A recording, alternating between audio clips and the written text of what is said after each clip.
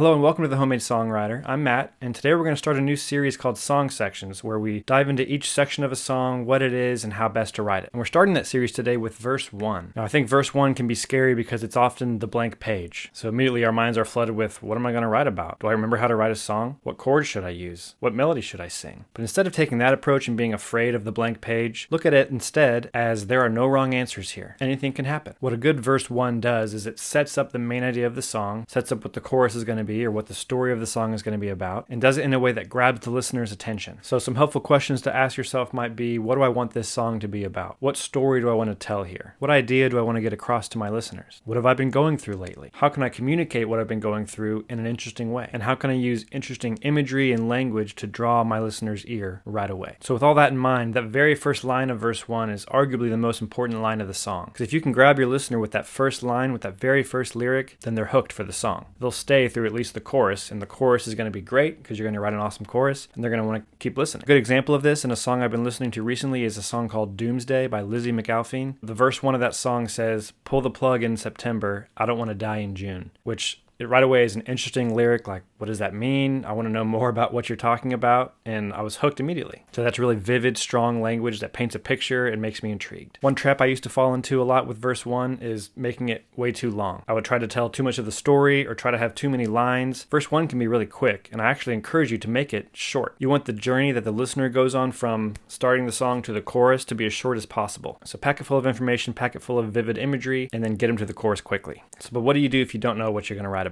If that blank page just keeps staring back at you and saying that you're never going to write this song? Well, my advice to you there would be to give yourself some limitations. All art is born out of limitations. The canvas for a painting has actual limitations on the canvas where the paint can only go to the edges. A photo can only be fit inside the viewfinder. I know limitations seem like something that would actually crush creativity, but in reality, they're more of a fire starter. They can often get things going, and then you add things to the flame, and it becomes a roaring fire. So you could try giving yourself a time limit, or you can only use 3 chords. You could use a random word generator to find a topic. These are all things that I've done personally and that we've done on this channel, so feel free to check out those videos if you want to see what that looks like in real time. But once you've set up your limitations, just begin to write. Again, it's verse 1, there are no wrong answers. Put pen to paper and then see where it goes. Now, if you want a little kickstart to help you with your verse 1, then we've got a couple free guides in the description. There's a chord progression cheat sheet that'll give you some chord progressions that'll get your creative juices flowing, as well as 30 songwriting prompts that'll jumpstart your creativity and give you some song ideas. Feel free to download those. They're completely free, and I hope they're a big help. And lastly, if you have any tips for writing a verse 1 and how you've beat the blank page in the past, feel free to drop those in the comments. All right, that's it for this one. Keep writing. We'll see you in the next one.